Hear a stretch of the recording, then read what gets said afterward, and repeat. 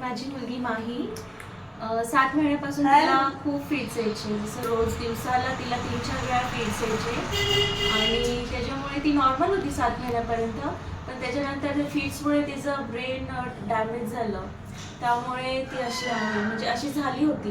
पण आता सध्याची स्थिती अशी आहे की जसं आम्ही ही रियाश अमृत ज्यूस तिला देत आहोत तेव्हापासून, म्हणजे आता ती 15 वर्षाची झाली आहे कंप्लीट. रोज तिला 3-4 वेळेस फिट्स यायचे आणि आता असं झालंय की तिला अजिबात एक पण फिट येत नाहीये.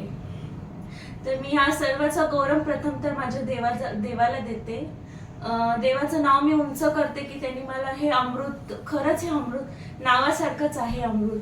देवाने मला हा मार्ग दाखवला आणि हे ज्यूस दिल्यापासून आज फक्त तिला मी 1-1.5 महिना झाले ज्यूस देतेय आणि ती अशी बसायला लागलीये की तिला फिट्स येत नाहीये आणि खूप तिच्यामध्ये छान प्रगती झाली आहे.